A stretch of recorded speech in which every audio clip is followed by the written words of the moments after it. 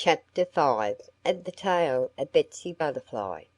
This recording is in the public domain. The Tale of Betsy Butterfly by Arthur Scott Bailey. Chapter 5. No Joker. Much to Mrs. Ladybug's surprise, she did not find Betsy Butterfly in the flower garden.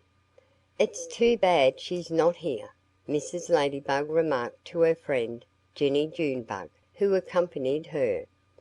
"We'll have to look in the meadow. And it may take a long time to find Betsy there." Jenny Junebug yawned right in Mrs. Ladybug's face. "Then I can't come with you," she said. "I'm getting terribly sleepy again. And since I expect to be up all night, I'm going to take a nap." Mrs. Ladybug looked at Jenny with great disapproval as that fat young person crept under a leaf and went to sleep. "Things have come to a pretty pass when ladies stay out all night," she muttered. "It was not that way when I was a girl, but times have changed for the worse." The longer Mrs. Ladybug stared at her sleeping friend, the more she thought that she ought to wake her up. "If I rouse her she'll be so drowsy tonight that she'll simply have to go to bed," Mrs. Ladybug thought. So she poked Jenny Junebug several times. But Jenny Junebug only stirred slightly and murmured something in her sleep. And seeing that it was useless to try to awaken her, Mrs. Ladybug set out for the meadow alone. The sun hung low in the west when Mrs. Ladybug found Betsy Butterfly among a clump of milkweed blossoms. But Mrs. Ladybug did not care what time it was.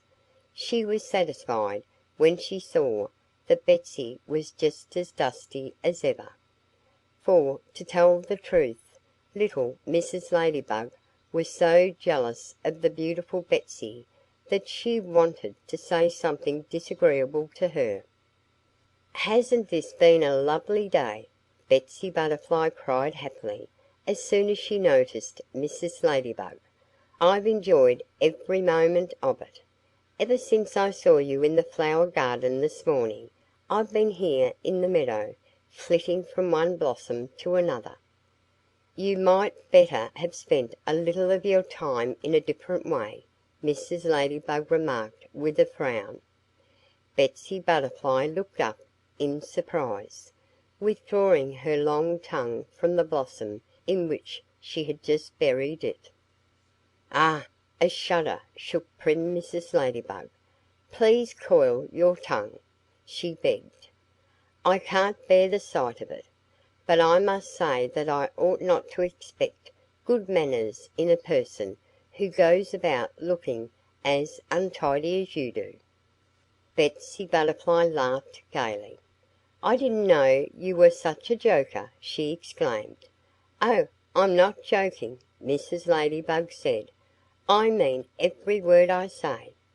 "Then I wouldn't talk so much, if I were you," Betsy Butterfly advised her with a merry twinkle in her eye. And before Mrs. Ladybug could say another word, Betsy Butterfly flew away and left her spluttering and choking. "She insulted me!" Mrs. Ladybug screamed, as soon as she was able to speak. "She insulted me!"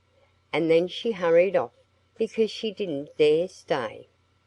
But Mrs. Ladybug was mistaken about one thing. Betsy Butterfly knew that she had just time to reach home before sunset. So that was why she left so suddenly, for she never was willing to travel when the sun was not shining. "I'll see Betsy in the morning," Mrs. Ladybug promised herself savagely. "I'll make it my business to follow her everywhere she goes until I've given her a good talking to." Chapter 6